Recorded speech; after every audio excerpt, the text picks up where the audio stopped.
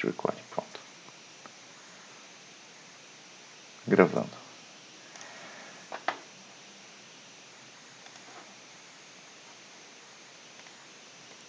Tá, então nossos últimos dias de aula, né, quer dizer, na semana passada, na semana retrasada e na outra semana, nós falamos também da conservação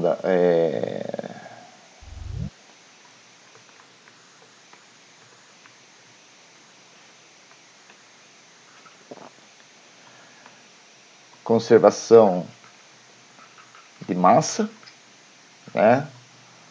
Ou que é a mesma coisa que falar da conservação de volume para água. E depois, quer dizer, isso a gente falou da manhã e depois a gente falou da conservação do movimento. Conservação do movimento é aplicação direta da segunda lei de Newton, né? Que vocês conhecem, que é força igual massa vezes aceleração. E daí nessa questão aqui da conservação do movimento, a gente viu que a gente escreve isso aqui como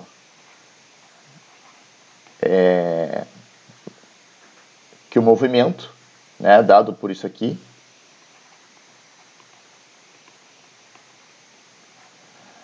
é dado por um somatório de forças. Tudo por unidade de massa. Tá? Então nós temos várias forças que produzem os movimentos. E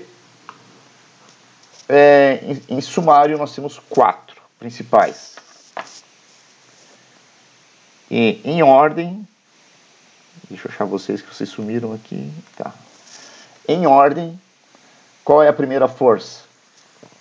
Então, o movimento é resultado de 4 forças. Há outras, mas o que realmente importa são essas 4. Né? Então, qual que é a primeira força que vem aqui? Movimento é resultado da primeira força, gradiente de pressão. Né? Então, vamos escrever aqui o gradiente de pressão, o símbolo nábula P. Né? Que esse símbolo aqui a gente usa como abreviação para gradiente, né? Gradiente de pressão. Daí, que é uma força primária importante que gera movimento. Daí nós temos uma outra força primária que gera movimento, que é quem?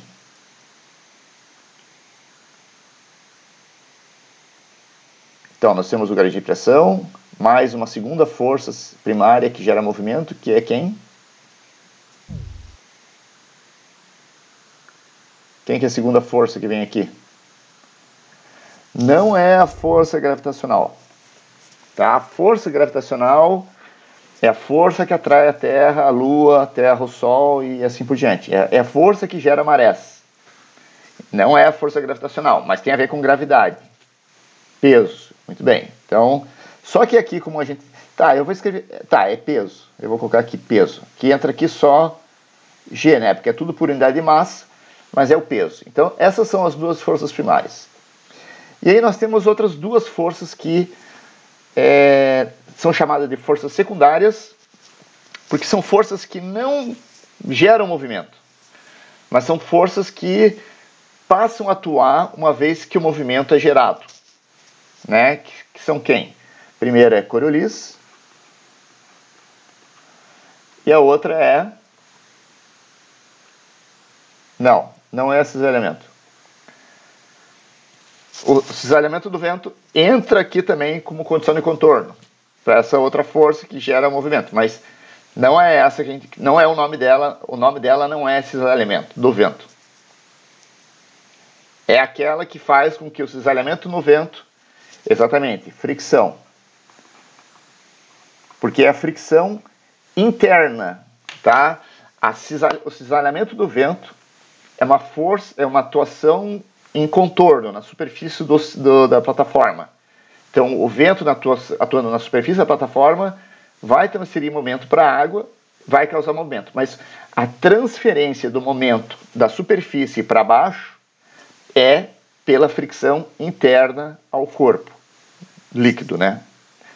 assim como tem no fundo também, assim como a gente tem um contorno do fundo também, que a gente vai falar mais possivelmente na próxima aula, nós temos essa a fricção da superfície, que é causada pelo vento, mas internamente é a fricção dentro do fluido que transfere o movimento de uma parte para outra.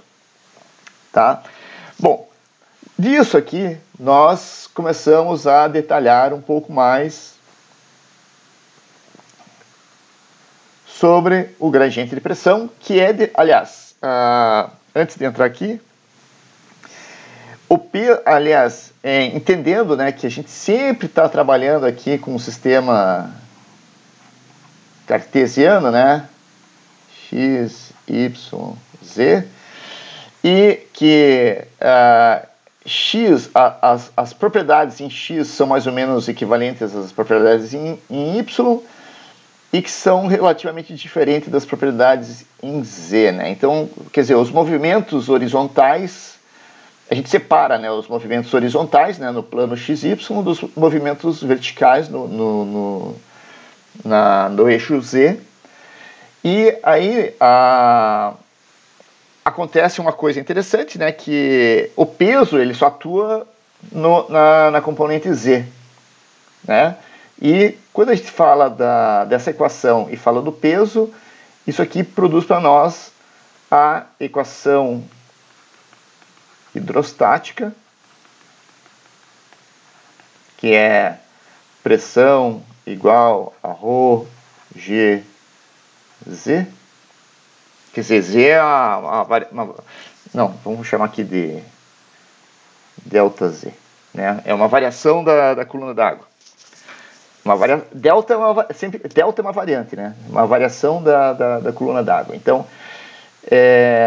essa aqui é a pressão hidrostática, que é derivada a partir dessa equação aqui também, né? Que os termos aparecem e a gente fica com essa equação aqui, que é uma equação muito importante para nós, porque ela diz que a pressão é proporcional à densidade, à gravidade e à coluna d'água ou do ar que está sobre onde nós estamos medindo. Tá? Então, o peso ele produz pressão, mas isso é na componente vertical, tá? Nessa componente aqui.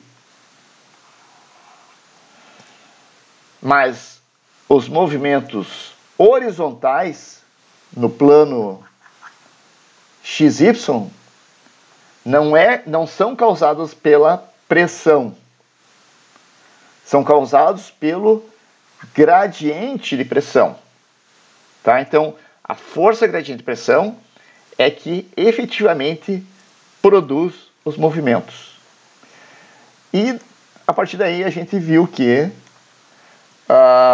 o gradiente de pressão, né, que o gradiente de pressão, ele pode ser, lembrando, né, que a pressão, né, pressão é igual a ρ g delta z. Nessa equação, nesses três termos, quem que pode variar? Aliás, quem que não varia aqui nessas três? Aliás, todos variam, né, em certo grau na superfície da Terra, né, mas de maneira geral, quem não varia aqui é a gravidade. A gravidade é sempre constante. Quem varia é a densidade ou a variação vertical, né, que no caso para nós é a superfície livre. E se nós temos que o sistema, esses dois são constantes, e esse daqui varia, se varia a altitude que de referência, né, o que estamos medindo a pressão, nós temos então o que a gente chama de gradiente de pressão barotrópico, né? Então, deixa eu fazer que nem eu fiz da última vez. Apagar. Então, nós temos o gradiente barotrópico, em que a variação da densidade em uma escala horizontal, vou colocar aqui H, é zero. Então não tem variação da variação vertical, mas a variação do ΔZ em relação à horizontal é diferente de zero. Então isso aqui produz, quer dizer, ou para ficar mais claro aqui, deixa eu colocar, passar para cá, né? Se eu tenho um tanque, vou fazer um tanque preto aqui, se eu tenho um tanque da água aqui,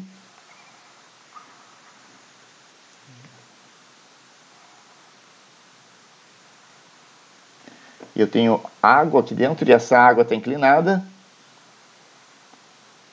Aqui é a superfície da água, né? Isso aqui eu estou dizendo que a densidade não varia horizontalmente, né? H vamos colocar aqui. Essa é a diferença, é H. Eu não tenho variação da densidade através do tanque, mas eu tenho variação da superfície. Né? Então aqui, vou colocar em vermelho aqui, né? Então aqui tem um nível de referência, e geralmente a gente chama isso aqui o nível de um referencial geopotencial. Então aqui eu tenho mais água do que aqui, então aqui eu tenho mais pressão, aqui do lado, nesse lado eu tenho a pressão aqui, a pressão do lado de cá é maior que a pressão do lado de cá. Então isso caracteriza para mim um regime barotrópico. E a gente viu que quem produz gradientes barotrópicos são as marés e o vento. Tá? Então a gente falou das marés, o que produz as marés, né? E como que as marés são geradas nos oceanos e produz o gradiente que faz com que a água a água saia da plataforma. E tem o vento também, que pode também produzir desníveis na superfície, que produz, então, gradientes barotrópicos, apesar que pode produzir outras coisas também, mas o principal é esse. Então, ventos e marés são agentes barotrópicos na dinâmica da plataforma continental, porque eles não interessa o gradiente de densidade, o que interessa é o gradiente do nível. Né? Então, eles produzem variações da superfície do nível, que vai fazer, quer dizer, se o nível está mais alto aqui, o que está acontecendo aqui? Aqui tem uma força, e essa força vai fazer com que o líquido, né, que o fluido vai deslocar da maior pressão para a menor pressão.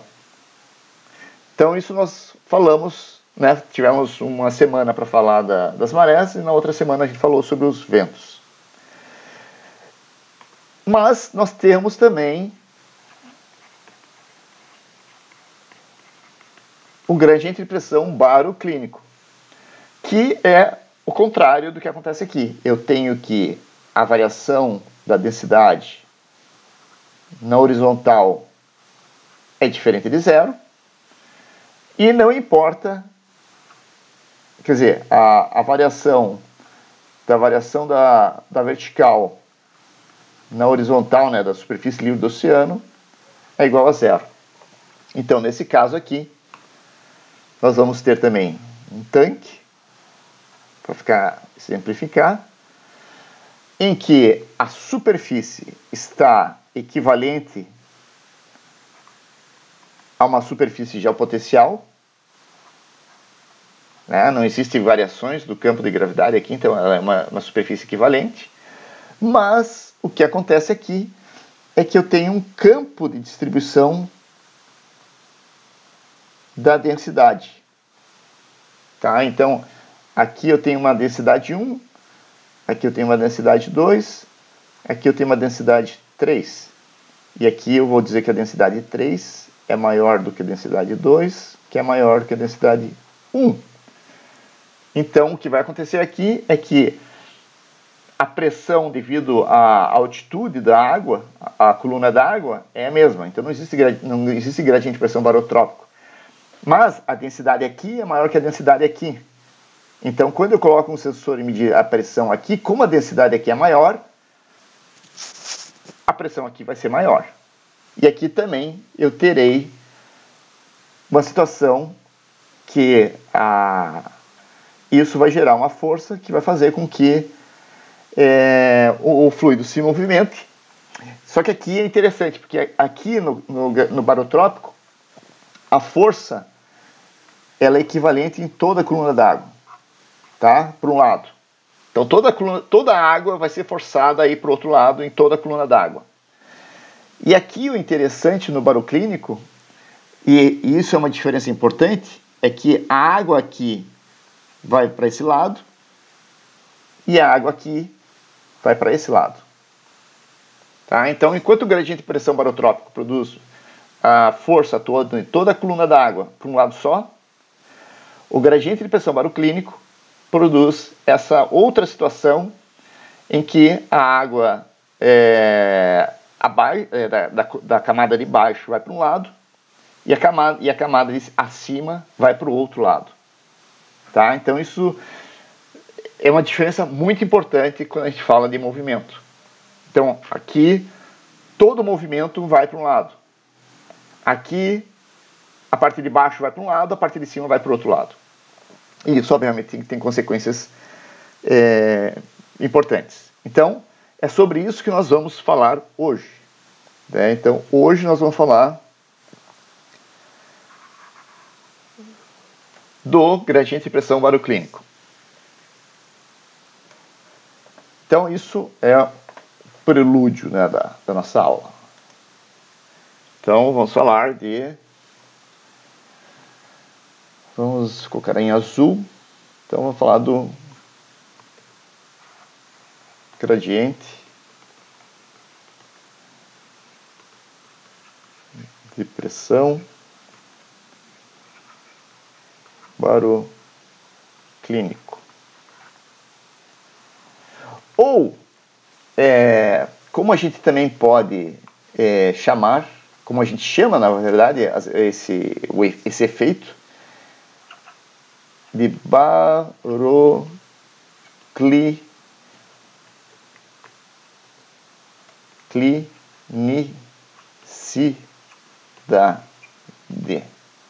Tá?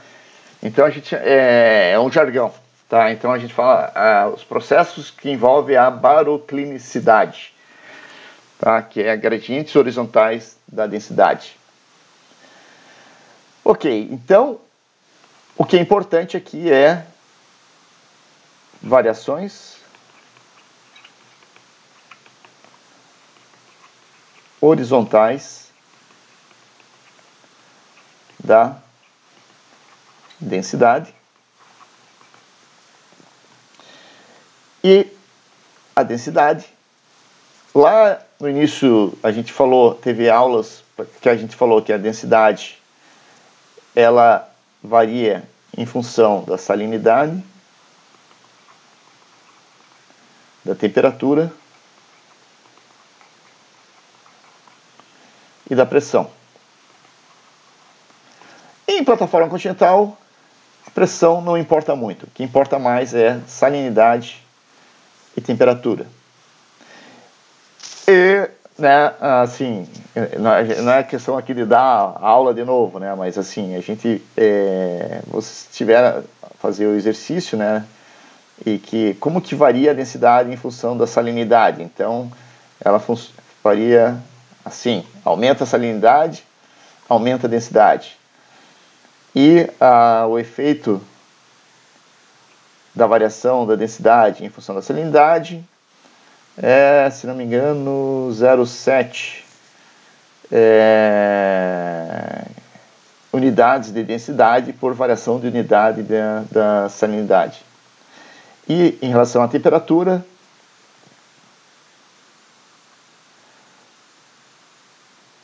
é não linear e inversamente proporcional. E aqui a variação da densidade em variação da temperatura em torno de menos 0,2. Tá? Então nós temos essas informações lá das propriedades físicas da água. Então nós sabemos que um aumento de uma unidade de sal produz um aumento de 0,7 unidades de densidade, e que o aumento da temperatura em 1 grau Celsius, quer dizer, vai depender de onde nós estamos aqui na curva não linear, mas um aumento de 1 grau Celsius produz a diminuição da densidade da ordem de 0,2 unidades de densidade. Tá? Isso para nós mostra que a salinidade, vamos dizer assim, o efeito da salinidade é mais ou menos 3 vezes maior que o efeito da temperatura, tá? Em produzir gradientes de densidade que vão gerar movimento. Tá? Então, a salinidade, tá errado aqui, né? É 3 vezes aqui, é 3 vezes maior. Não, tá certo. O efeito da salinidade é 3 vezes maior que o efeito da temperatura. Tá? Bom, e a gente viu lá também que a salinidade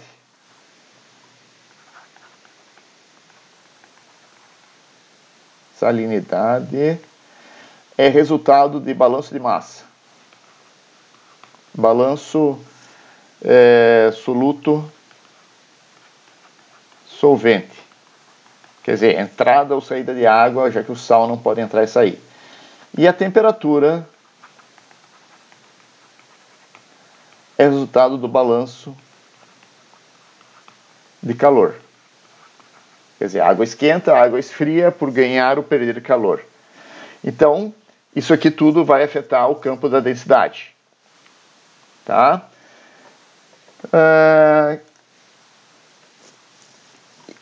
Colocando aqui, novamente, tentar fazer aqui nossa plataforma continental, aqui, né? Então, aqui é a superfície.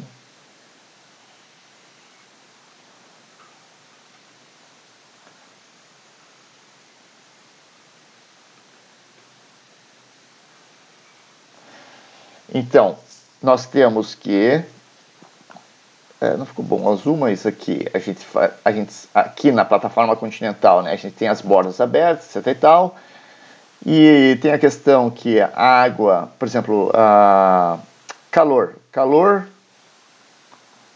vai ser trocado somente através da superfície, né? Então, quer dizer, você pode ter aquecimento, perda de calor, ganho de calor ou perda de calor apenas através da superfície. E também que o balanço de água também vai ser também através da superfície, né, que você vai poder ter a precipitação ou a evaporação. Aqui, calor. Tá? Mas, no caso da salinidade, nós temos aqui também uma coisa muito importante que vai ser o aporte continental.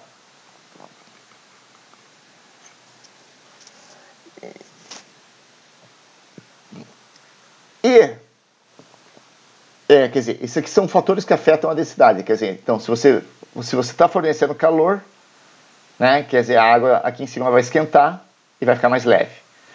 Se você está chovendo, vai estar diluindo a água na superfície. Se está evaporando, vai concentrar a água na superfície. E se está chegando a água aqui, vai produzir a diluição da água que está aqui. Tá? Então, esses fatores aqui, inicialmente, são os principais fatores que a gente considera no controle da distribuição da densidade. Apesar que, na aula passada, eu falei que no oceano aqui tem a termoclina e que, em função da ação do vento sobre o oceano, pode produzir que essa termoclina suba na plataforma continental e cria aqui, então, um gradiente horizontal de densidade. Tá? Embora o vento seja um agente barotrópico, ele pode, indiretamente, também produzir um gradiente baroclínico. Tá? Não, o vento é um agente barotrópico, mas o efeito da circulação na plataforma, que vai causar o bombeamento da água de fundo para a superfície e criar um gradiente de densidade, ele pode produzir também um efeito de gradiente baroclínico. Tá? Bom, o resultado disso é que, né, então, deixa eu desenhar um aquário aqui. Novamente um tanque.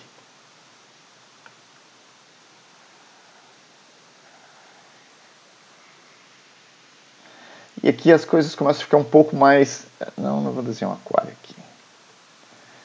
Como que eu vou fazer isso? É que desenhar 3D aqui fica complicado. Eu vou desenhar um 2D então. Deixa eu passar isso aqui mais pra...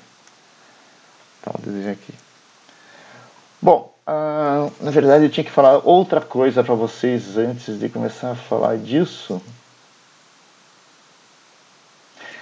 Na verdade, gente, eu vou ter que misturar o assunto com outro assunto que eu já comentei com vocês antes, mas eu ia falar separadamente, mas não tem como eu não falar, porque as coisas são misturadas, né? Então é difícil a gente começar a falar de um assunto sem ter que meter um outro assunto na parada. Mas o que é importante aqui, é o aspecto que a plataforma aqui ela é rasa e aqui ela é funda. Quer dizer, não é tão funda quanto o oceano, mas aqui ela é bem mais funda do que aqui. Tá? Aqui nós temos 10, 20 metros, aqui nós temos 100, 200 metros. E isso faz muita diferença. Tá? Então, por quê? Porque eu acho que eu falei, eu não lembro, né, mas eu acho que eu falei para vocês na última aula sobre... eu vou ter que misturar de qualquer jeito. Eu vou ter que entrar aqui e vou ter que falar de um tópico. Nem que eu tenha que falar mais na outra aula, mas nós vamos ter que falar de um tópico que é turbulência.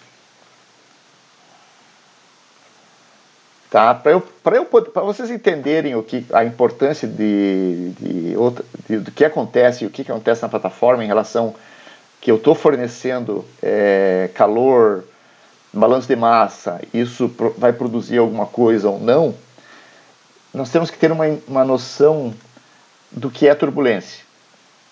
Né? Então, não dá para falar de estratificação e gradientes baroclínicos se a gente não tiver uma noção primeira de turbulência. Então, eu vou ter que começar a falar desse assunto agora. Bom, o que é turbulência, gente? Então, turbulência é... Como que eu vou poder dizer para vocês o que é turbulência? Na verdade, uma turbulência é um processo que... Não existe uma definição específica assim, a turbulência é isso, né? Mas a turbulência é o mecanismo pela qual o fluido mistura, digamos assim. Tá? Vamos falar aqui de transporte de massa. Uma coisa vai puxando a outra. Eu tenho dois mecanismos essenciais que eu posso transportar massa, matéria. Tá? Então, um deles chama-se difusão molecular. Então, se eu pegar aqui e colocar um gás aqui, rapidamente o gás vai se espalhar. Esse processo se chama difusão molecular e simplesmente ele representa o efeito da segunda lei da termodinâmica, que é a lei que fala da entropia. Tá? Então, se eu coloco qualquer coisa na água, quer dizer, ou no gás, o que vai acontecer é que as moléculas elas se agitam em velocidades diferentes e a tendência é que qualquer coisa vai se misturar com o tempo. E esse processo chama-se difusão molecular. O outro mecanismo de eu transportar massa se chama de advecção.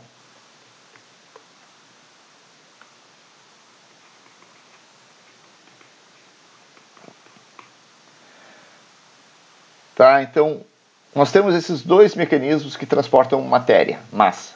Ou por difusão molecular, né? Então, que é você colocar se pingar uma coisa na água, aquilo vai começar a se misturar, mesmo que você não mexa na água. E outro processo chama-se advecção, que é eu pegar um volume que está aqui na posição A e levar esse volume para a posição B. Então, esse processo de eu pegar o meio e pegar ele e deslocar ele de um lado para o outro, que certamente envolve a segunda lei de Newton, né? Esse processo chama-se advecção, né? Então, por exemplo, vento e correntes são manifestações diferentes desse processo que a gente chama de advecção, tá? Então, vento e advecção são sinônimos, tá? Então, se falar, o ar está advectando, significa a mesma coisa que falar que é o vento. Se você falar que o mar está advectando, isso significa que você está falando de correntes, tá? Que é a mesma coisa. E aí, o que é importante é que sempre que houver advecção, tá? Então, é impossível falar em advecção,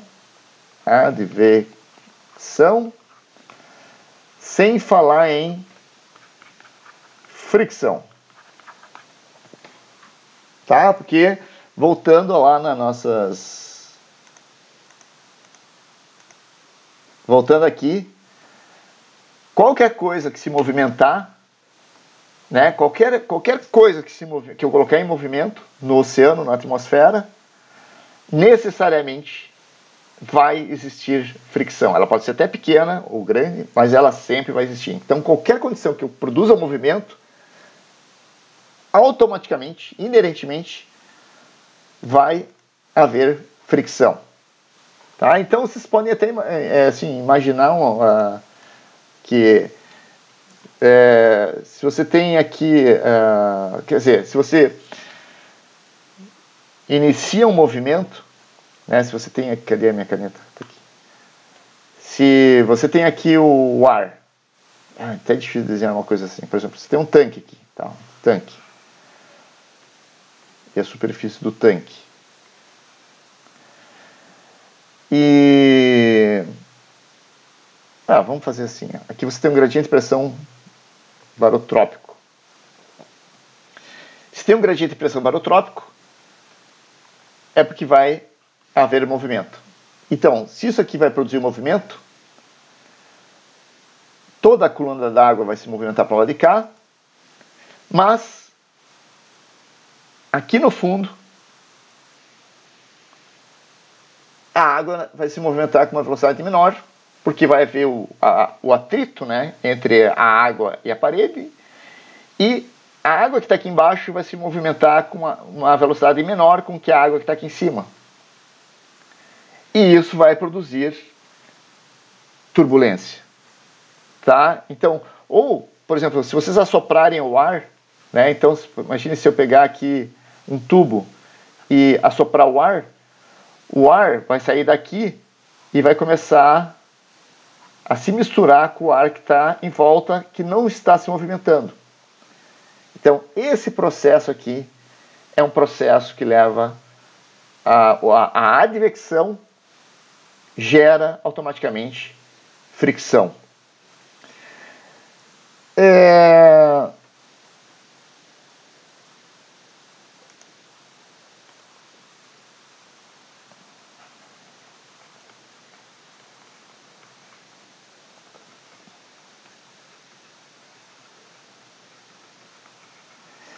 Uma maneira da gente saber assim, o quão turbulento, se é turbulento, não é turbulento o movimento, existe um número. Aliás, existe um cara chamado Osborne Reynolds, que, se não me engano, em 1870, ele fez uns experimentos legais, né, e criou um número de Reynolds, que esse número de Reynolds ele é proporcional a uma escala de velocidade, a uma escala de distância, inversamente proporcional ao coeficiente de viscosidade cinemático da água. Tá? Então, isso aqui a unidade disso aqui é...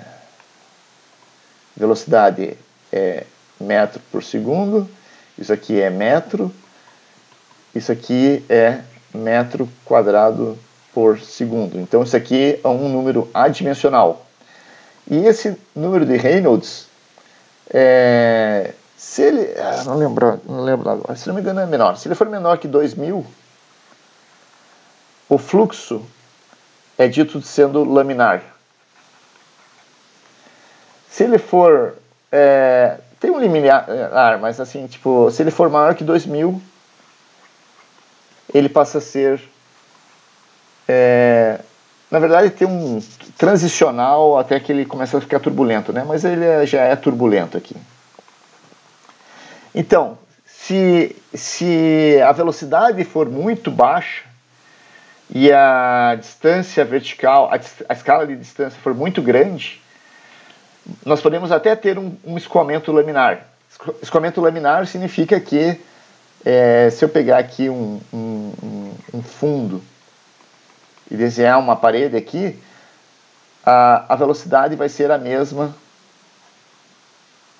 em todas as camadas, como se fosse lâminas, por isso é chamado laminar.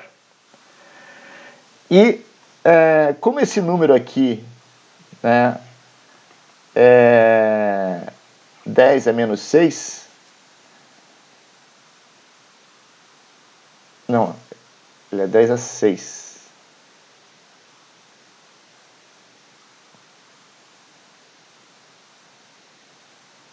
É, 10 a menos 6 metros quadrados por segundo. Vocês podem imaginar que as condições para que alguma coisa seja laminar são muito restritas. E o resultado é que na natureza... Não, peraí, tem uma coisa, acho que é 10 a sexta. 10 a sexta, porque daí divide isso aqui, mas isso aqui é um número muito grande, isso aqui vai muito pequeno. Então esse número tem que ser muito pequeno. Então acho que é 10 a menos 6, se não me engano. Então, qualquer movimento na natureza, assim, mesmo assim, a mais leve brisa, já é o suficiente para tornar qualquer movimento que tenha na natureza com esse número acima de 2000. Tá? Então, praticamente qualquer movimento do ar, qualquer movimento da água, por mais lento que ele seja, já é suficiente para colocar um número de Reynolds acima de 2000 e caracterizar o movimento como sendo turbulento. Tá? Então, por isso que eu estava falando aqui antes, que qualquer movimento que você vai produzir vai gerar uma condição turbulenta, que o número de Richardson, o número de Reynolds é maior do que 2000. Tá? Então, eu vou até escrever aqui. Qualquer movimento da água ou do ar é turbulento, com Reynolds maior que 2000. Tá? Então, isso é um fato. Nós só conseguimos produzir escoamentos laminares em condições controladas de laboratório. Tá? Na natureza, isso não acontece. Qualquer movimento na natureza é de natureza turbulenta. Bom, mas o que é a turbulência em si, né? Então, a turbulência, ela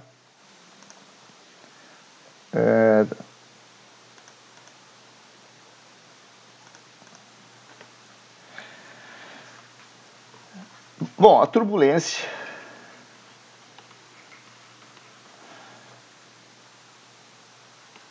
é a dissipação da energia cinética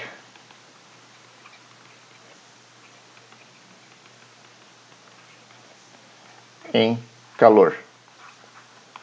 Tá? Quer dizer, turbulência é muito mais do que isso, mas assim, sumariamente dizendo para nós, o que é importante aqui é que a turbulência é o processo pela qual a energia cinética do movimento, né? Quer dizer, movimento é convertido em calor. E isso foi estabelecido, acho que em 1850, por um cara chamado Prescott Joule. Tá? Então ele fez um experimento, né, um experimento controlado em laboratório, pegou lá uma tina com água e agitou ela e viu que o movimento, a energia cinética, né, que ele colocava dentro da jarra que ele fez o experimento, produzia um aumento da temperatura do coisa. Mas o que acontece? Né? O que acontece é que a turbulência, nós vemos ela como redemoinhos na água. Né? Então, assim, tipo, ela é um sistema totalmente caótico, que a gente vê que o movimento é gerado quando você tem maior velocidade e menor velocidade. Isso vai criando redemoinhos na água. E esses redemoinhos vão ficando cada vez menores, até que os pequenininhos, que tem uma escala de 2 milímetros, né, que é em função da propriedade da viscosidade da água, convertem o movimento, a energia cinética do movimento, em calor. Tá? Por que eu estou falando isso? Porque nós temos que respeitar a primeira lei da termodinâmica. Alguém lembra o que diz a primeira lei da termodinâmica? Que a quantidade de energia no sistema, a quantidade de energia no universo é constante. Tá? Então, se eu tenho movimento, porque aqui em cima,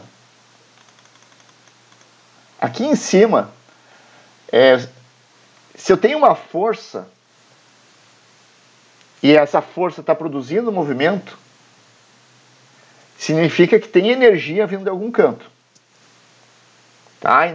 Energia, assim como a conservação de massa, né, que é a lei que a gente usa muito, mas nós temos que também considerar que se nós temos movimento, para que haja movimento, tem que estar vindo energia de algum lugar. Tá? Geralmente ela vem da energia potencial. Tá?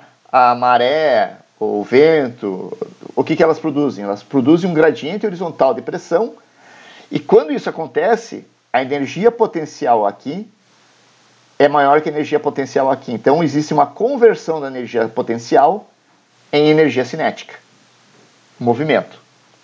Tal qual aqui. Aqui tem mais energia potencial do que aqui. Então o que vai acontecer? Movimento. A energia potencial vai ser convertida em energia cinética. Aonde entra a turbulência? Né? A turbulência entra que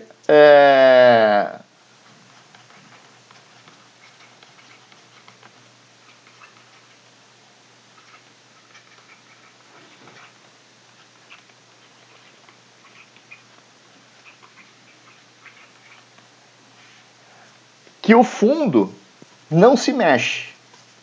Tá? O fundo a gente chama que é uma parede, e tem a lei da parede, que a lei da parede diz que a velocidade junto à parede, próximo à parede, vai se comportar seguindo essa lei aqui. Isso aqui é uma lei. Então, isso aqui é a velocidade friccional, que é igual a raiz quadrada da tensão de cisalhamento dividido pela densidade, sendo que a tensão de cisalhamento é igual a densidade da água vezes o coeficiente de arrasto, que esse coeficiente de arrasto é 0,022, vezes a velocidade da água ao quadrado.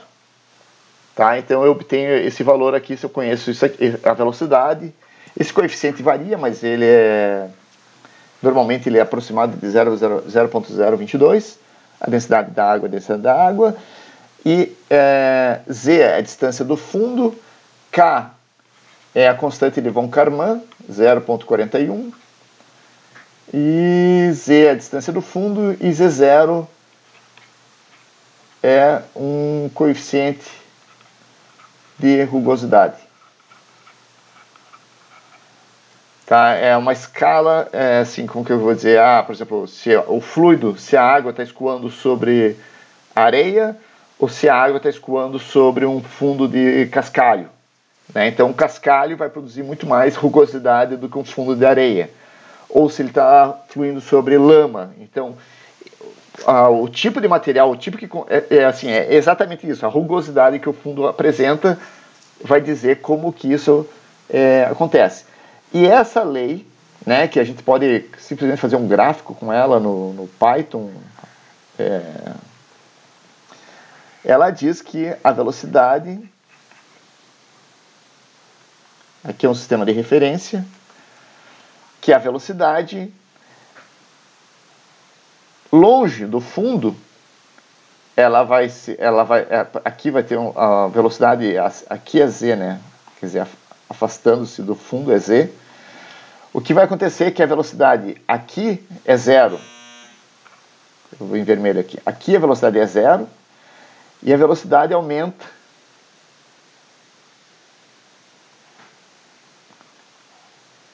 logaritmicamente a partir do fundo. Tá? Então,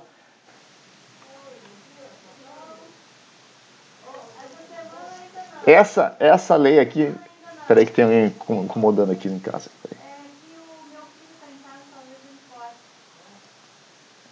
Tá, então o que essa lei diz aqui para nós, que é a lei da parede, é que a velocidade junto ao fundo é zero.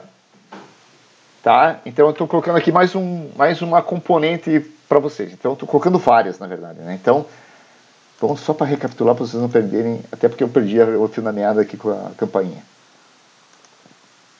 Então nós estamos gradiente de pressão baroclínico, variação da densidade, que produz movimento. Daí a questão da plataforma, que ela ganha calor, ganha água, perde água pela superfície e recebe o aporte continental. Mas aí eu estou falando da questão que aqui a plataforma é rasa, aqui a plataforma é funda. Tá? Então, mas isso vai ter uma importância de como a água interage com o fundo. E aí nós começamos a falar aqui que do que é a turbulência, né? E quando a gente fala de turbulência é um fenômeno que afeta como a massa é distribuída, né? Como a água é misturada, que envolve o transporte de massa, de sal e da própria água. E aí nós temos o transporte por difusão molecular, que é simplesmente que as moléculas se difundem no meio quando não há movimento, ou por advecção. E a advecção é o movimento do volume, da matéria, do meio que está em si, do vento ou da água, que seriam as correntes. Mas não existe advecção sem fricção. Tá? Então, qualquer movimento que você produzir vai gerar fricção de algum tipo. E qualquer movimento escalado por esse número, que chama-se número de Reynolds, diz para nós que qualquer movimento da água ou do ar é de natureza turbulenta. E a turbulência a gente visualiza ela como redemoinhos, né? Tipo micro redemoinhos, né? Vórtices na água. E esses vórtices, eu não vou entrar em detalhes aqui, mas assim, esses vórtices eles são grandes e vão diminuindo de tamanho até chegarem a um tamanho de 2 milímetros. E quando eles chegam nesse tamanho de 2 milímetros, eles convertem a energia cinética do movimento em energia térmica. Tá? E junto ao fundo, o que nós temos é que, junto à parede, né, só que no caso é o fundo, a velocidade é sempre zero. Isso é determinado por uma lei, né, por essa lei da parede, em que você aumenta a velocidade a partir do fundo em uma escala logarítmica. E aqui voltamos à turbulência, porque se eu pegar isso aqui, cadê?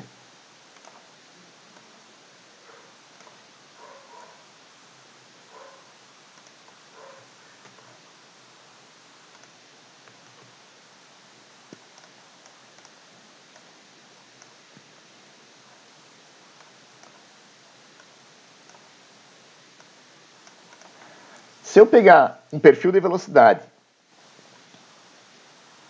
e colocar aqui um referencial aqui em cima, verde, vou colocar um sistema referencial aqui, e que tradicionalmente nós usamos um smile. Então, desconsiderem o que tem aqui embaixo, né? Considere somente esses dois vetores aqui, né? Então eu tenho um vetor acima e um vetor abaixo do smile aqui. O que vai acontecer com o smile depois de um certo tempo, quando ele chegar aqui? Quer dizer, ele vai ser advectado. Não, vamos fazer assim. Vamos usar a tecnologia aqui. Cadê? Não.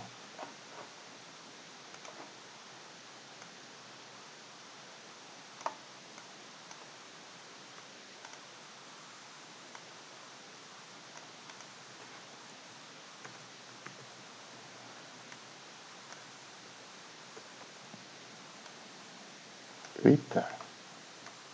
Tá aqui. Bom, aqui em cima do smile eu tenho esse vetor. Aqui embaixo desse smile eu tenho esse outro vetor, né? E aqui esse vetor aqui, então eu vou ter uma velocidade aqui, né? Vamos chamar aqui de U. Vou colocar U1. E aqui eu tenho U2. E o que nós podemos imaginar aqui, e aqui nós temos Z, né? Variação de Z. Então se nós temos aqui DU, DZ, isso aqui se chama... essa propriedade aqui se chama cisalhamento. Cisalhamento. Variação da velocidade em relação a uma dimensão. Isso se chama cisalhamento, né? Nesse caso, cisalhamento vertical. E aqui vocês estão vendo que esse vetor é muito próximo desse vetor. Então, o cisalhamento aqui em cima é próximo de zero. Então, o que vai acontecer com o smile depois de um determinado tempo? Ele vai ser advectado, né? Porque o meio estava aqui e o meio está deslocando. Então, eu tenho o smile que estava aqui, né? Depois de um intervalo de tempo, o smile veio para cá. Esse vetor é quase igual a esse, né? Mas esse aqui é um pouquinho maior do que esse. Então, o que vai acontecer com o smile à medida que se ele deslocar daqui para cá? Ele vai girar um pouquinho. Girar. Ele vai ficar assim. Tá? Então, porque a velocidade aqui em cima é um pouquinho maior do que a velocidade aqui embaixo. Tá? Então, existe um pequeno efeito de rotação no smile. Agora, o que vai acontecer aqui embaixo?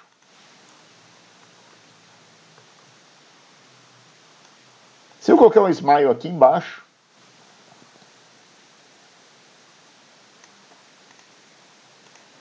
tá? Então agora aqui longe da parede,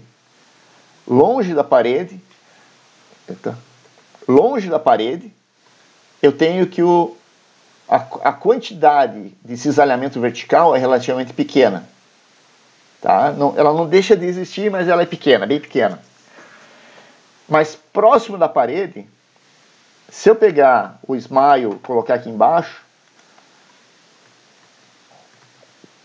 e depois mover ele a mesma quantidade que ele moveu lá em cima, aqui embaixo, o cisalhamento vertical, DU, DZ, é muito maior que zero. Né? Então aqui eu tenho um vetor grande e aqui eu tenho zero. Né? Então, como consequência, o smile aqui vai girar muito mais.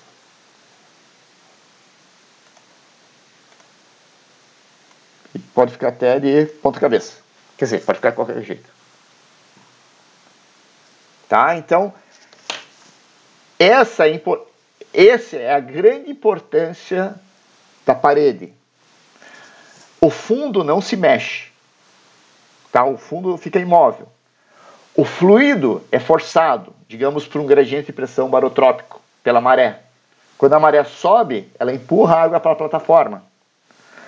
Mas, junto ao fundo, o fundo não se mexe, o fundo continua com velocidade zero. Longe do fundo, a velocidade, o fundo não afeta como que a água se mexe. Mas à medida que a gente vai chegando próximo do fundo, a velocidade afeta muito, o fundo afeta muito o comportamento da velocidade. E, mais, produz esse efeito. Então, o que acontece aqui, eu vou ter que, para não estragar aqui meus smiles rotativos, vou copiar isso aqui. O que acontece aqui, gente, é o seguinte, cadê você? Vou ter verde. Isso aqui está produzindo, esse efeito aqui produz um trabalho contra o fundo. Né? Então, se vocês imaginarem assim, vocês estão rotacionando o fluido, vocês estão forçando que o fluido que está aqui vá para baixo, né? Como eu demonstrei aqui. Quer dizer, quando você cria essa rotação aqui, você meio que está criando uma força contra o fundo. Quer dizer, aqui se mexe devagar, aqui se mexe mais rápido. Isso aqui cria então um efeito contra o fundo. Então, é como se você estivesse forçando a água a ir contra a parede. E o que acontece se você empurrar a água contra a parede? Isso aqui é uma borda fechada. Tá? Aqui não há transferência. Assim, isso aqui, como sendo uma borda fechada, não há possibilidade da água passar pela borda, é uma borda fechada. Mas você está produzindo uma força que empurra a água contra a borda. Então você tem um movimento que está... não interessa por quê. Aqui você tem um gradiente de pressão horizontal que produziu essa corrente para o lado de cá. Né? Então você tem uma força que está empurrando a água daqui para cá, daqui para cá, daqui para cá. Mas aqui no fundo, essa diferença de velocidade que ocorre aqui produz esse efeito da água ser empurrada contra o fundo. Mas se você empurrar a água contra o fundo, nós temos um problema. Qual o problema? Se eu tenho água no fundo e eu estou empurrando a água contra o fundo, eu tenho um problema do que aqui? De conservação de massa. Porque lá, dois corpos não podem ocupar o mesmo lugar ao mesmo tempo. Mas se eu tenho essa força que está empurrando a água aqui para baixo, e eu tenho a água que está aqui embaixo, o que vai acontecer com a água que está aqui embaixo?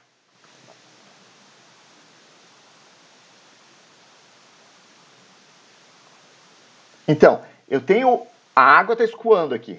A água está vindo daqui para cá. Só que aqui embaixo, além dela estar indo para cá, eu tenho uma força que está empurrando a água para baixo, simplesmente pelo efeito de que o fundo não se mexe. E a velocidade diminui para o fundo. Se eu estou empurrando a água aqui para baixo, mas eu tenho água aqui embaixo, o que vai acontecer com a água que eu tenho aqui embaixo?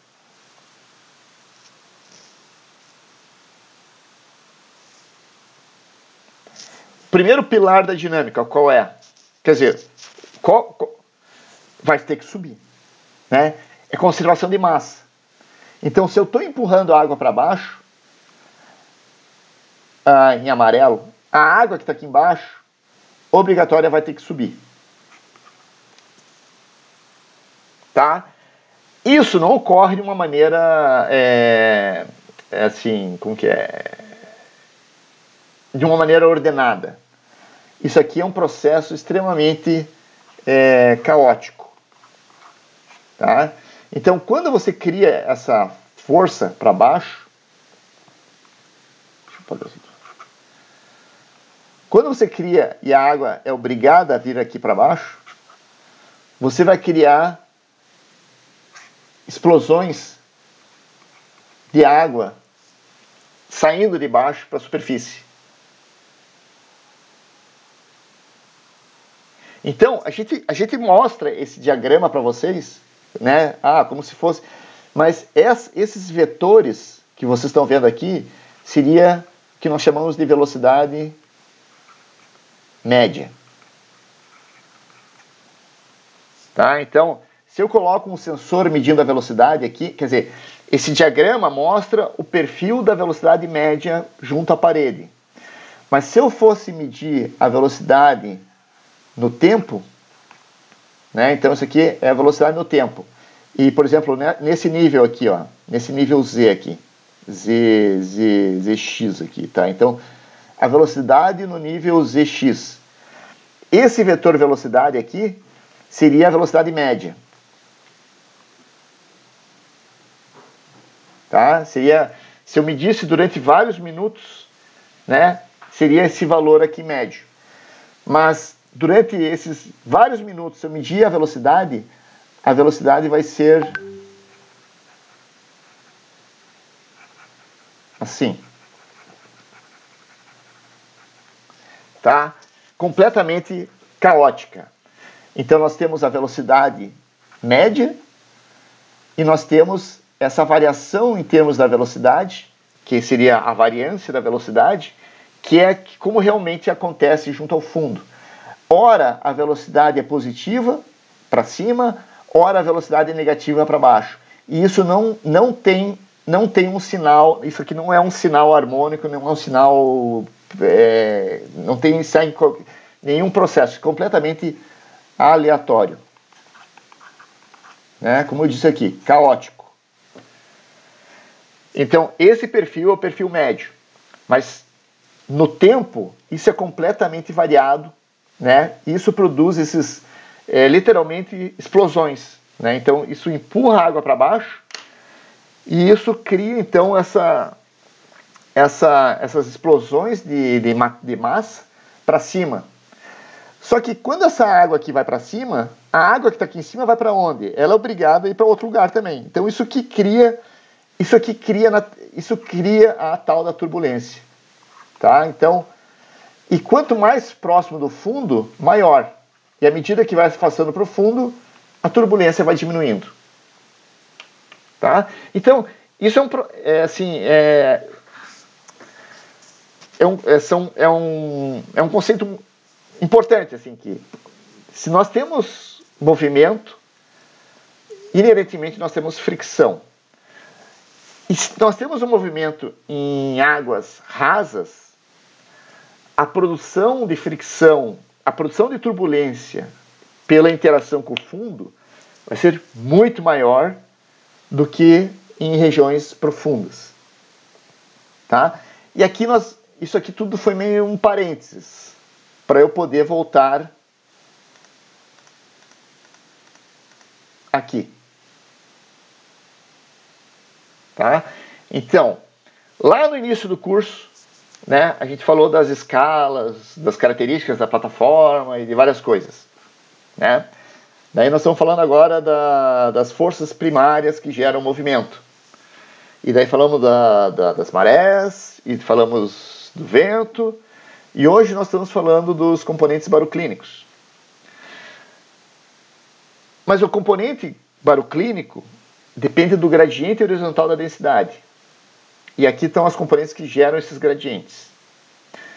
Mas, para a gente ir adiante, nós temos que entender o quão importante é o fato da plataforma ser rasa aqui e ser funda aqui.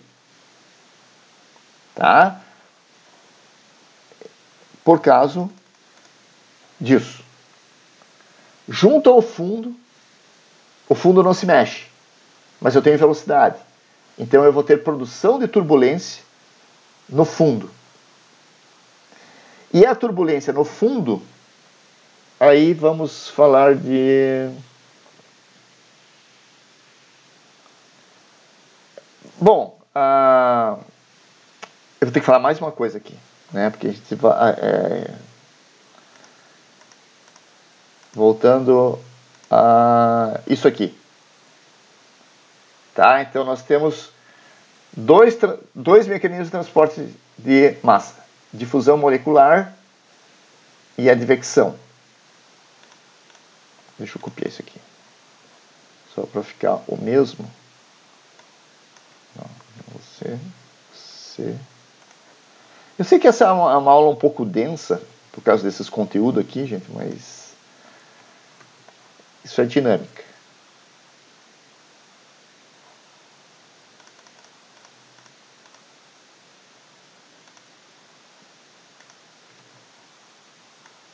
Nós temos a difusão molecular e a advecção. E aqui eu vou colocar porque a advecção aliás, advecção, fricção,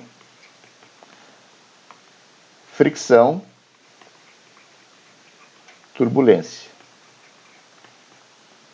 Tá? Falando aqui, difusão molecular. Então, se eu pegar um tanque, colocar aqui em cima a água com salinidade de 10 e aqui embaixo água de salinidade de 30, tá? Então, o que eu espero que vai acontecer ao longo do tempo, assim, né? Então, vocês estão entendendo o problema, né? Então, eu peguei aqui um tanque, peguei um aquário aqui e bem com muita calma coloquei água com salinidade de 30 aqui embaixo. E daí, aqui eu completei o tanque com salinidade de 30. Então, aqui no meio tem uma haloclina, né, que é também uma picnoclina.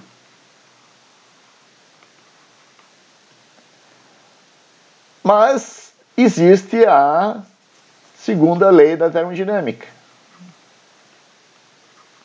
que é da entropia, que diz que o universo vai para a homogeneização.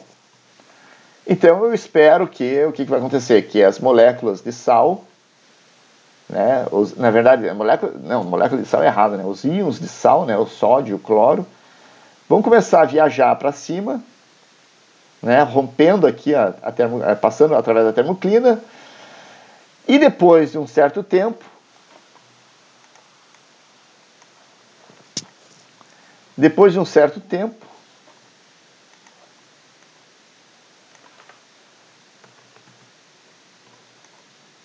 deixa eu não me acostumar com essas ferramentas aqui. Cadê? Borracha. Depois de um certo tempo, eu vou ter um tanque que a salinidade, o volume é igual aqui, né? O mesmo volume de 30, eu tenho o volume de 10. E deixando a lei da termodinâmica, né, a entropia rolar solta aqui com o tempo, né, porque inevitavelmente ela vai fazer isso, no final de algum tempo, né, de um intervalo de tempo, o que nós vamos ter? Nós vamos ter um aquário em que toda a salinidade aqui vai ser quanto? Vai ser a média, né? Eu tenho 30 aqui, 10 aqui. Quando todo o sal aqui for daqui para baixo, para cima e se misturar tudo, eu vou ter um tanque com salinidade de 20. Tá? Isso, digamos que isso aqui é um tanque um tanque pequeno, assim, digamos que eu tenho um tanque de 20 litros, que eu tenho assim, um tanque de 20 litros. Tá? A pergunta que eu faria para vocês é que quanto tempo vocês acham que seria necessário para isso acontecer? Né? Se você deixar a difusão molecular trabalhar por ela sozinha, né? Quanto tempo levaria para que esse tanque ficasse completamente homogêneo, sem nenhuma intervenção externa? A gente foi ali no laboratório, colocamos o tanque aqui, tal, nessa configuração, e deixamos lá. E daí a gente vai lá medindo, né? Digamos que a gente colocou o tanque com cores diferentes, né? Daí a gente vai lá verificar as cores do tanque, né? Para ver como é. Então, quanto tempo vocês acham que demoraria para o tanque misturar completamente, somente em função da difusão molecular? É uma pergunta para vocês responderem, né? Para vocês chutarem uma coisa.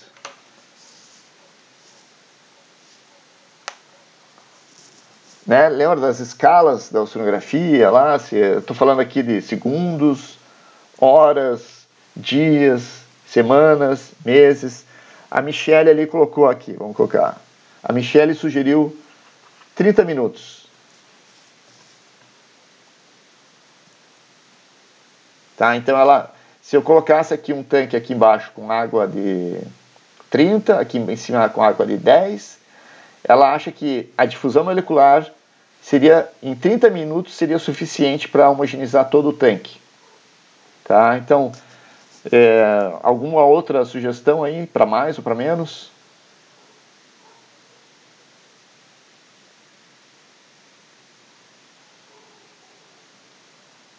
Pense assim, tente fazer um exercício mental assim, né? Imaginei o tanque.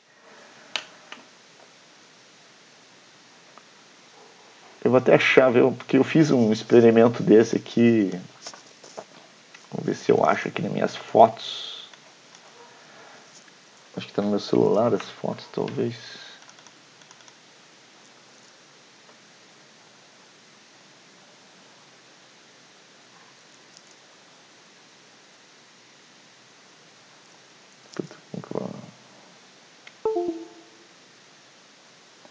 Tá, eu vou mostrar para vocês, porque eu fiz isso, acho que semestre retrasado. Eu fiz o experimento. Eu peguei uma garrafa, coloquei água colorida.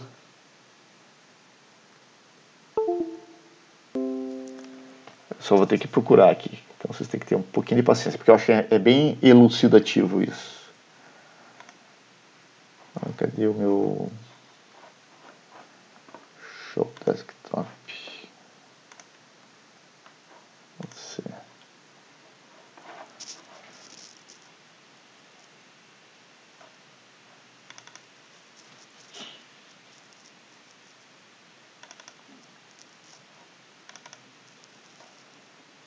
Aqui tem tanta foto aqui no meu celular que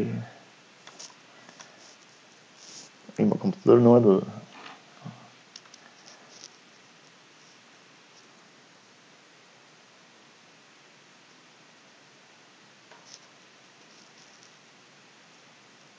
Então, alguém mais chuta mais, para menos?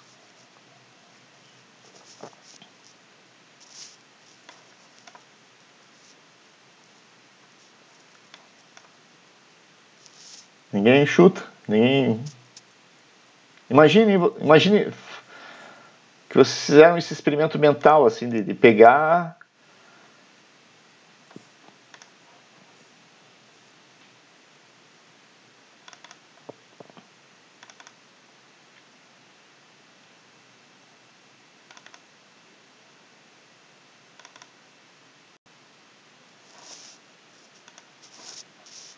Estou procurando aqui nas minhas fotos aqui o experimento que eu fiz. Isso aqui.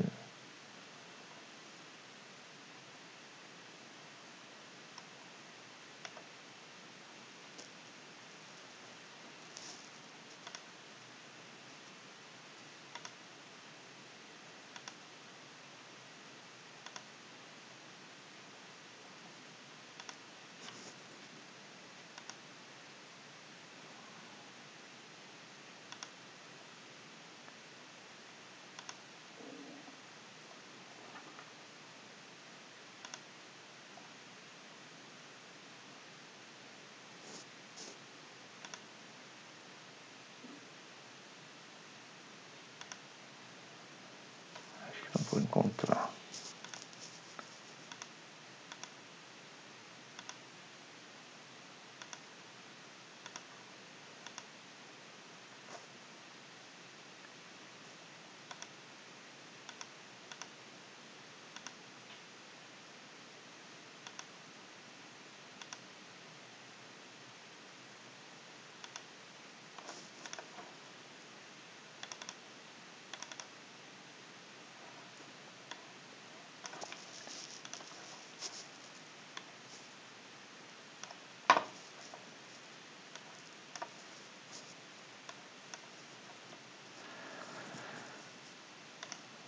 Vou fazer uma faxina nas minhas fotos, que tem tanta coisa nisso.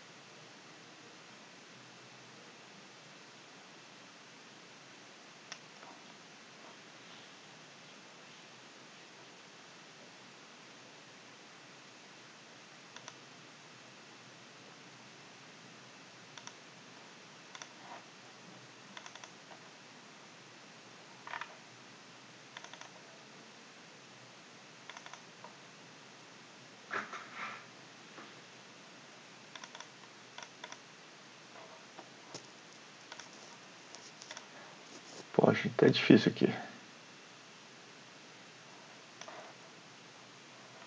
Deixa eu abrir um outro aqui.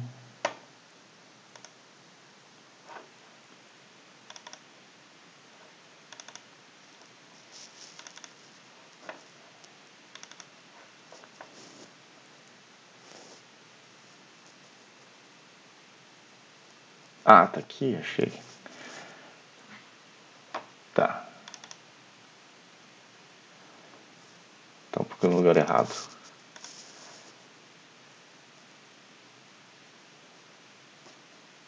Agora um pouquinho.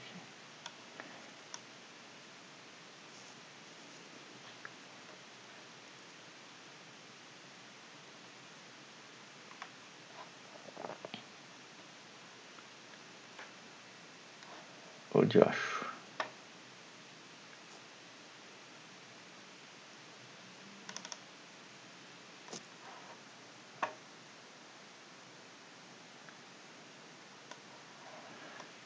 Tá, vamos voltar aqui.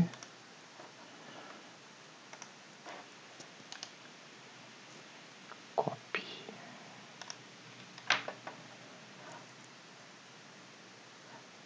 Copy aqui. Copia. Por que eu não colo aqui? Bom, não consigo copiar aqui, pronto. Mas então, aqui vocês estão vendo é um experimento que eu fiz aqui em casa, tá? Isso aqui foi acho que foi ano retrasado, tá? Mas aqui, ó, vocês estão vendo aqui uma garrafa. Aqui embaixo, eu fiz um filminho, talvez eu coloque o filminho lá para mostrar como que eu fiz isso, mas eu enchi aqui embaixo com água com salinidade de 35, tá? Eu peguei sal da cozinha, pesei 35 gramas por 1 litro, então eu fiz uma solução salina aqui equivalente com a água do mar, e preenchi até aqui, e depois peguei uma mangueirinha, aliás, foi ao contrário, eu coloquei água doce aqui, e daí coloquei uma mangueirinha bem fininha e comecei a preenchendo com a água salgada, mais densa, e ela foi ocupando o espaço de baixo. Tá? Então vocês estão vendo aqui que nesse tanque aqui a água transparente, a água transparente é a salinidade 0, né, o próximo de 0, e a água azul aqui é a salinidade 35, tá? Mais ou menos o tamanho equivalente aqui de um do outro. Então, o que assim, no caso aqui, a cor é um indicador de salinidade. Então, se a água daqui começar a ficar azul, é porque o sal está indo para cá. E quando a garrafa ficar toda azul da mesma cor, significa que a água ficou homogênea. Né? Então, como isso aqui está em repouso, o único processo que atua aqui é a difusão molecular. Né? Não existe advecção. Então, o único mecanismo pela qual os íons de sal, cloreto e o sódio que estão aqui embaixo migrarem para cá é por difusão molecular. Tá? Então, vocês estão vendo aqui no dia 25 de março, se não me engano, 2020. Tá? Então, no dia 25 de março, tá, a situação é essa. Tá? Deixa eu ver se eu diminuo aqui. Agora, deixa eu pegar outra foto de um tempo posterior. Então, a Luana falou 30 minutos. E aí eu vou pegar aqui. E tem também, eu fiz com a temperatura. Tá? Eu fiz o experimento duplo. Eu fiz o experimento... Deixa eu fechar esse aqui, então. Eu fiz o experimento fazendo com o gradiente da salinidade. E aqui eu fiz o gradiente da temperatura. Tá? Então aqui também, aqui a água aqui embaixo é a água fria, que eu coloquei gelo para ela ficar próximo de 0 graus. E aqui eu coloquei a água morna, 40 graus, alguma coisa assim. Tá? Então aqui eu criei um gradiente também de temperatura. E vocês estão vendo que então a água transparente é a água menos densa, a água colorida aqui é a água mais densa. Então, e vocês estão vendo aqui, então, vamos anotar aqui, dia dia 26/03, às 16h45. Então, vocês estão vendo essa situação aqui. Não precisa nem anotar. E vamos pegar a última imagem que eu tenho aqui.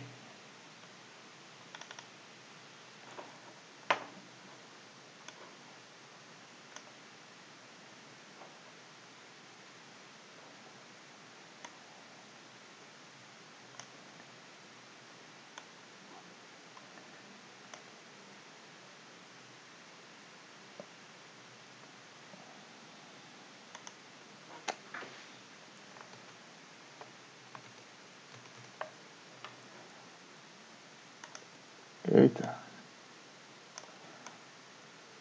Aqui, dia 6 de abril. Tá? Então, dia 26 de janeiro, fevereiro, março. Então, 26, 27, 28, 29, 30, 31, 1, 2, 3, 4, 5, 6. Então, entre essa imagem aqui e essa imagem aqui, nós temos 11 dias de diferença. Né? Tem um probleminha do ângulo da cor aqui, né, e tal, mas o que vocês estão vendo aqui? No intervalo de 11 dias, o que aconteceu com as garrafas? Bom, na verdade tem duas coisas interessantes. Que o que aconteceu, que eu também a próxima vez que eu fizer isso, eu tenho que mudar o corante, é que eu usei esse aqui, é corante guache de tinta, esses estojinhos de tinta.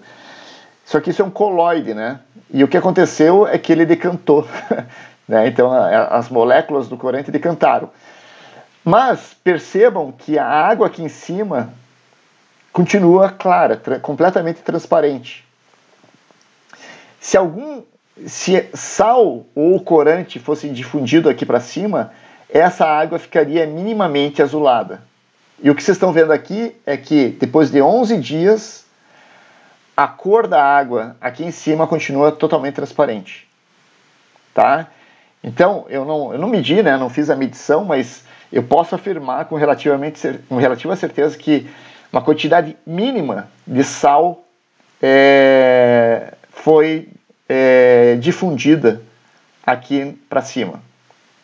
Mas agora, olha que interessante o experimento da temperatura, porque esse aqui é o do sal, né? O azul é com sal.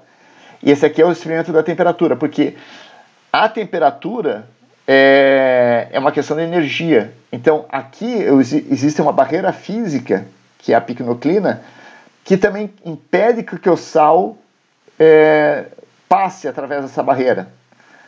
Mas aqui, a termoclina, ela é um contato de temperatura e através da termoclina vai ocorrer a condução térmica.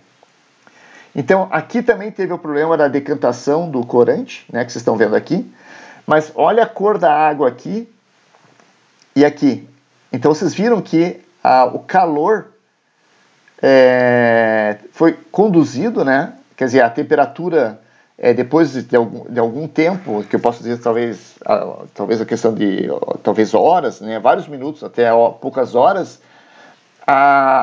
o calor aqui foi transferido e aqui a água, o calor que tinha a mais na superfície foi conduzido, esquentou a água que estava embaixo, ficou tudo na mesma temperatura e daí isso permitiu que as moléculas do corante se misturasse sem problemas na camada de cima. Apesar que aqui você criou uma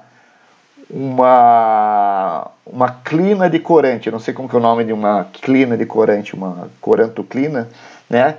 Que aqui tem maior concentração de corante, aqui tem menor concentração de corante, mas a temperatura aqui dentro dessa garrafa, ela está completamente homogênea. Tá? Então, isso aqui é um experimento que eu fiz, que eu vou fazer uma segunda versão mais melhorada dele, mas o importante aqui é em relação ao sal. Tá? Então, o transporte de sal por difusão molecular depois de 11 dias é muito pequeno. Certamente algum ocorreu. Mas vocês estão vendo aqui que a água aqui está tão transparente quanto ela estava no primeiro dia. Enquanto que na garrafa, com a mudança de calor, o corante se dispersou por toda a garrafa. tá? Bom, então, voltando à pergunta, quer dizer, a pergunta que eu tinha feito, né, que quanto tempo vocês acham que leva para as coisas se misturarem por difusão molecular? Cadê? Tá? O tempo aqui, essa escala de tempo aqui é semanas, tá? Se não meses, tá? É muito tempo para que isso aqui ocorra por difusão molecular. Agora, se eu pegar esse mesmo experimento,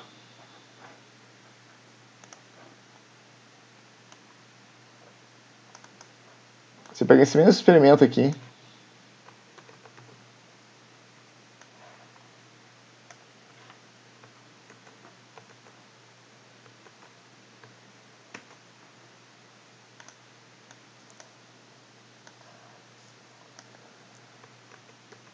ai, saco.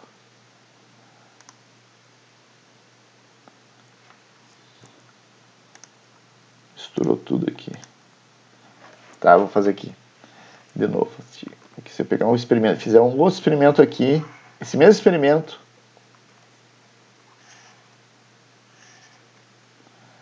S igual a 10, S igual a 30. Aqui é a superfície. Só que nesse experimento, nós vamos colocar aqui um motorzinho para girar. Ligar um motorzinho aqui, e esse motorzinho aqui vai produzir movimento. Então, aqui, em repouso, nós só temos difusão molecular. Agora, aqui, eu estou criando advecção. Né? Quando eu coloquei um motorzinho, esse motor girar, né, ele vai fazer com que a água se movimente. Então, eu estou criando advecção. Criando advecção, eu estou criando fricção. Fricção vai produzir turbulência. Vai produzir aqueles vórtices pequenininhos, né? Que tipo, essa água, a termoclina aqui vai se misturar, isso aqui vai fazer turbulência, isso aqui vai produzir movimentos dentro do aquário, e isso aqui, e o movimento em si vai começar, mesmo que seja muito devagarzinho, tá? E o que vai acontecer é que, em vez de semanas, o tempo para eu misturar as duas águas para chegarem a uma salinidade média, o tempo vai ser, sei lá, segundos. Tá? Dependendo da intensidade, né? Então, imagine vocês pegando um suco, né? Vocês vão usar adoçante. Imagine se vocês pegarem um suco e colocarem gotinhas de adoçante no suco e tomarem o suco, vocês vão tomar o suco azedo. Mas, se vocês pegarem o suco, colocarem as gotas de adoçante e derem meia dúzia de mexidas com uma colherzinha, vocês vão tomar um suco adocicado. Então, essa é a diferença. Tipo, quando você insere a advecção no problema e essa advecção produz fricção e a fricção vai criar turbulência, nós estamos criando uma coisa que nós chamamos de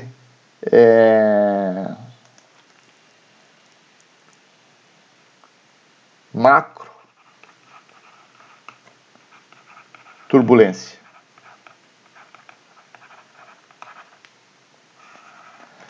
E a macro turbulência, mãozinha. E a macro turbulência, agora é a palavra-chave, tá? Macro turbulência produz mistura.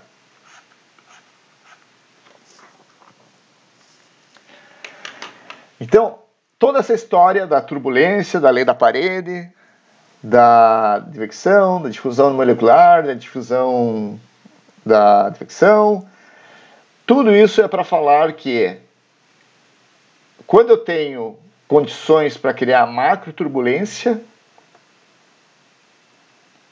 eu crio mistura. Tá? Então, e essa palavra mistura é o que no que nós estamos falando de dinâmica de plataformas continentais, é quando... Não quero voltar, volta para cá.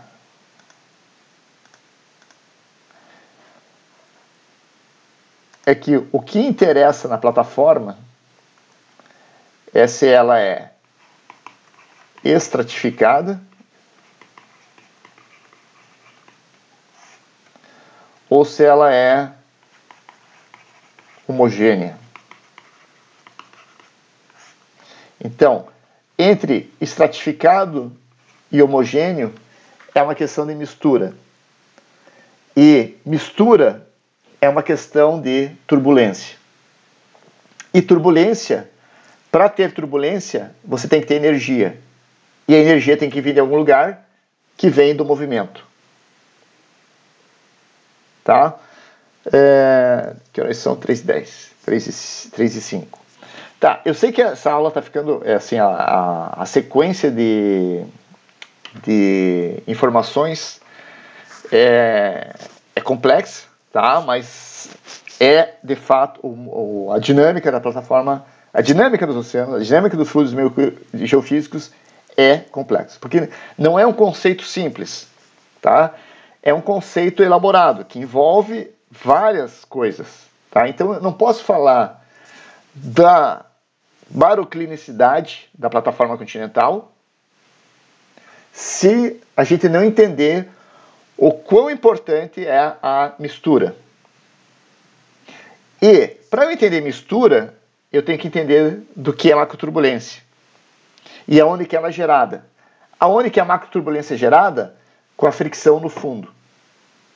Por que ela é gerada no fundo? Por causa da lei da parede. Tá? Então, uma coisa vai puxando a outra. Tá? E agora, então, obviamente que eu vou ter que repetir. Eu vou tentar. Não vou tentar. Eu vou tentar voltar aqui na nossa plataforma que nós estávamos falando antes. Porque a gente está falando de baroclinicidade na plataforma continental. E nós temos, então, que nós temos calor chegando, calor saindo, né? Principalmente calor que vai esquentar a superfície, que esquentando a superfície vai ficar... Vamos fazer aqui de novo, porque agora sim a gente vai voltar a falar sobre o que está acontecendo aqui. Então, se a gente pensar em calor, eu vou fazer só uma seção transversal aqui.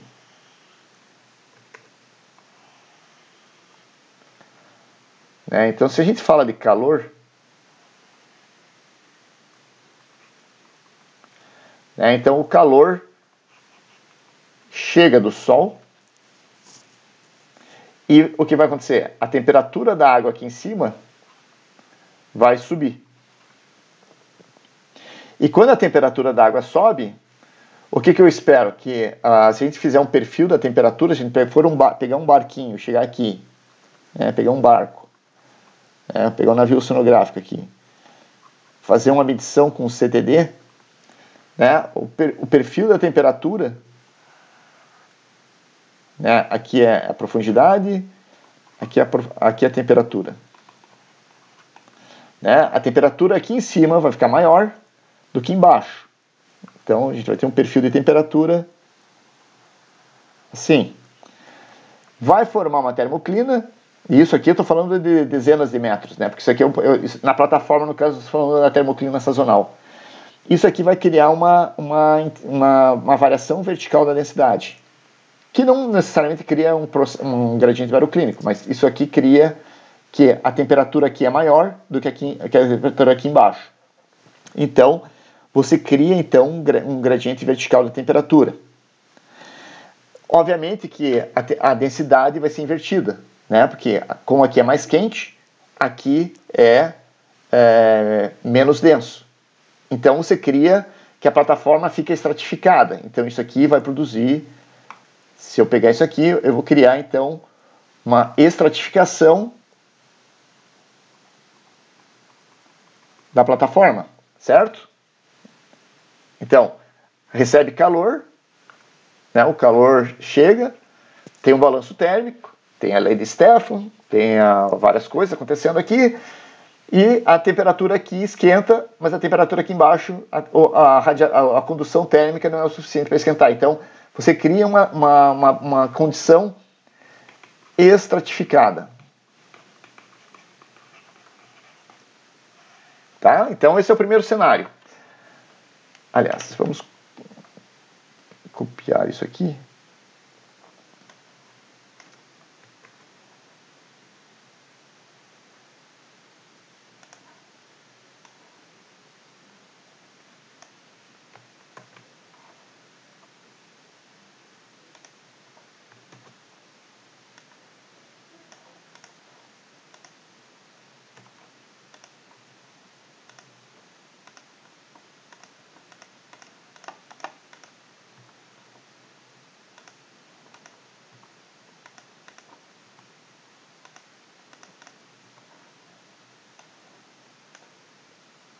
Isso aqui. Não. Que raios. Vou apagar tudo isso aqui então.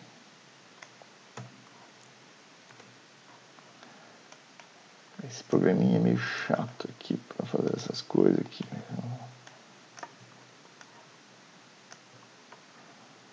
Tá, isso é tudo aqui. Tá, então eu tenho essa situação em função do balanço térmico. Eita, grupo.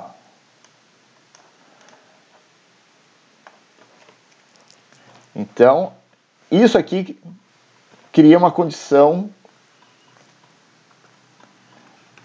estratificada.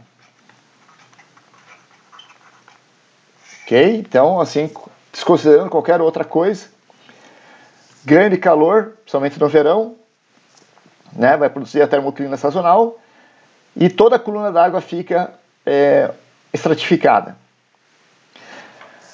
Mas nós temos as marés, né? Então nós temos aqui maré. E o que a maré faz? A maré, em ciclos de 12 horas, períodos de 12 horas e 25 minutos, durante 6 horas e 15 minutos, a maré empurra toda a água para o lado do continente.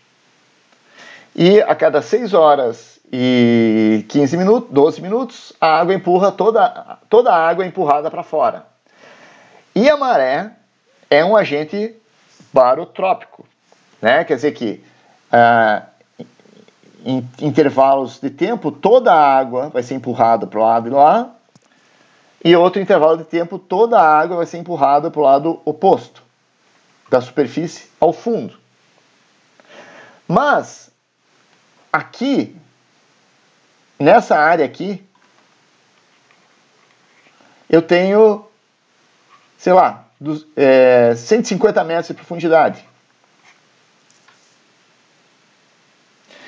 Quando a maré for viajar para dentro, para fora, eu vou ter o processo de turbulência gerado aqui embaixo, mas isso tem 150 metros de coluna d'água, então isso não vai desempenhar um papel importante em toda a coluna d'água.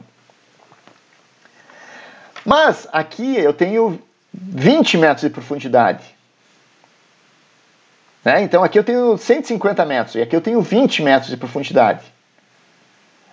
E aqui eu também tenho os efeitos da turbulência na profundidade também vão ser propagados para cima, também vão produzir mistura. Então o que vocês acham que vai acontecer? O que vai acontecer é que enquanto aqui a estratificação ela não é afetada pelo movimento causado pelas marés, à medida que nós chegamos próximo a regiões mais rasas, a turbulência aqui começa a ser mais importante.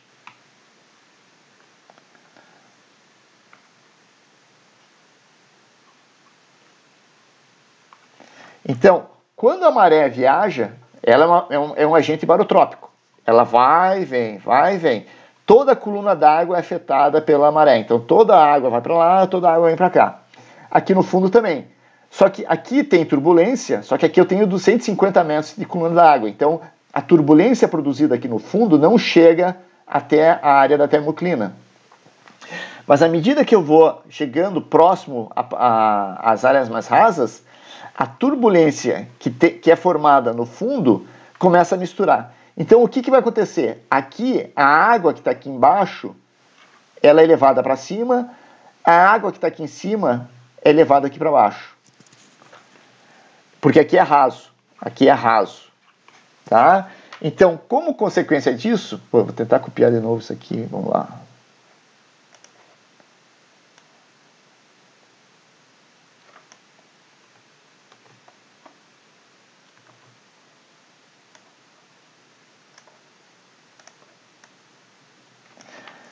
E apagar isso aqui.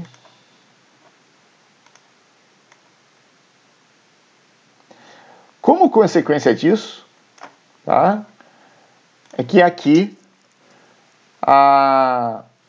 você tem que a termoclina aqui desaparece. Você não tem mais a termoclina. Na verdade, você tem isso aqui. Então, aqui, digamos que aqui, com o aquecimento da temperatura, durante o verão, digamos que a água aqui em cima ficou com, vamos chutar aqui, 20 graus Celsius, e aqui ela ficava com 10 graus Celsius, para ter um exemplo. Tá? Então, com esse efeito isso aqui estratificado, isso aqui não gera gradiente de pressão baroclínico. Tá? Mas, conforme você tem o efeito da maré, ou outras correntes, tá? Não necessariamente também somente na maré. Próximo à costa existe a mistura pela interação das correntes com o fundo, que não afeta a mistura da água em águas profundas na plataforma, mas afeta em águas rasas. Então, o que vai acontecer? Agora, aqui eu tenho a temperatura, aqui fica 20 graus, aqui continua sendo 10 graus, só que nessa região mais rasa da plataforma, a temperatura ficou 15 graus, porque a energia das correntes das marés interagindo com o fundo, produzindo turbulência, produz mistura. E a mistura, produzida pela macroturbulência, pega a água de cima, joga para baixo, pega a água de baixo, joga para cima. Então, nessa situação de cima, estratificada, e está toda a coluna d'água estratificada, o gradiente de densidade na horizontal é zero. Não é? Se você pegar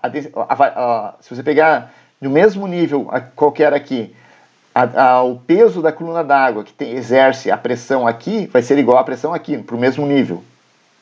Tá? Não há gradiente de pressão baroclínico aqui.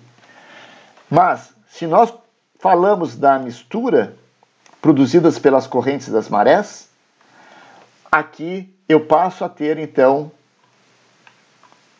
um gradiente de pressão horizontal diferente de zero. Aqui a temperatura é 15 graus, aqui a temperatura é 20 graus. Então, aqui produz que aqui eu tenho um gradiente de pressão, aqui a água é mais pesada do que aqui. Né? Então, a tendência é essa água vir para cá. Essa água aqui é mais quente do que essa. Então, a tendência... Isso aqui vai fazer com que essa quebra da estratificação próxima à costa vai produzir que aqui eu vou gerar uma corrente daqui para cá e daqui para cá. Tá? Então, isso aqui já está terminando a aula, né? Então, assim, não é simples, tá? Não é algo assim trivial, né? São várias componentes para a gente chegar nessa conclusão aqui, né? Então, mas o que acontece é que quando você recebe a radiação do Sol, você começa a esquentar a camada de cima da plataforma. Como a plataforma é rasa, na parte próxima do continente, os processos de mistura causados pelas correntes de marés, até por ondas também, né? Por ondas, mas as ondas não são tão importantes assim, mas principalmente pelas marés ou pelas correntes geradas pelo vento, produzem mistura em águas rasas, mas não produz mistura em águas profundas. E como consequência disso, esse processo, a interação entre o balanço de energia do Sol, né, aquecendo as águas da superfície da plataforma, com a interação do movimento produzindo mistura em águas rasas e não produzindo mistura em águas profundas, isso então permite que exista um gradiente, crie um gradiente de pressão baroclínico. E o que isso vai lhe gerar? Movimento. E aí até esqueci que eu já tinha pego um videozinho aqui, que vocês já viram, inclusive. Né? E esse aqui é o resultado. Então, isso aqui mostra... Esse aqui está falando do sal, mas o mesmo vale. E é para vocês verem a escala do processo acontecendo. Assim, só que isso aqui é uma escala de centímetros, né? Mas na natureza o processo vai ter uma escala equivalente. Então aqui eu tenho água salgada, água doce, aqui eu tenho água salgada. Então aqui eu tenho um gradiente de pressão baroclínico, como eu tenho aqui, né? Só que aqui é a temperatura, né? Então aqui eu tenho água mais quente, aqui eu tenho água mais fria. Então eu tenho um gradiente de pressão apontando para cá, porque aqui a água é mais densa do que aqui. Tá? Então o que vai acontecer quando eu tirar a separação física? Então é isso que vai acontecer. Vai produzir movimento. Tá? Opa.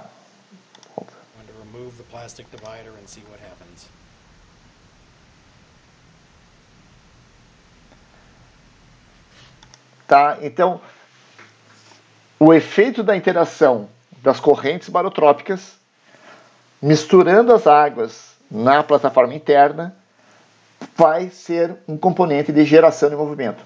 Somente o aquecimento do Sol cria estratificação, não necessariamente cria uma força baroclínica.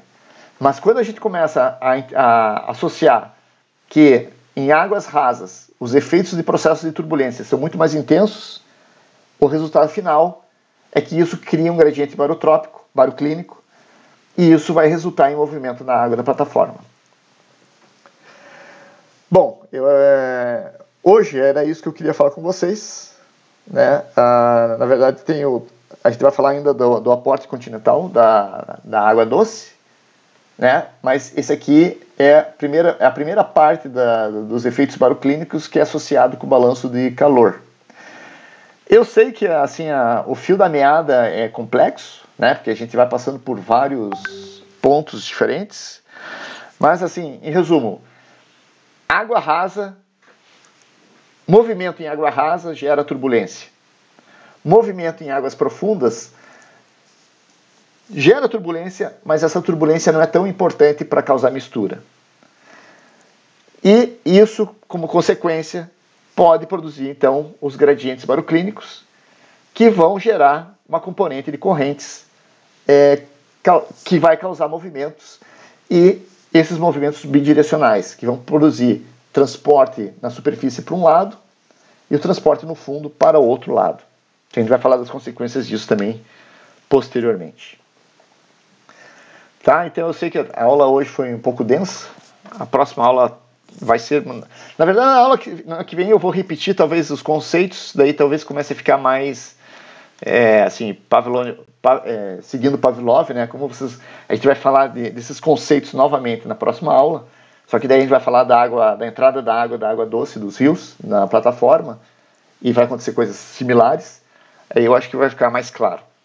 Mas eu sugiro até, assim, revejam a aula depois, porque realmente essa aula ela envolve muitos conceitos complementares né? E daí no final, assim, agora imagino que está todo mundo assim, com a cabeça cheia, mas esses são conceitos importantes, que relevantes para a dinâmica da plataforma. Cara, o livro o que eu recomendo é o livro do... Deixa eu parar a gravação aqui.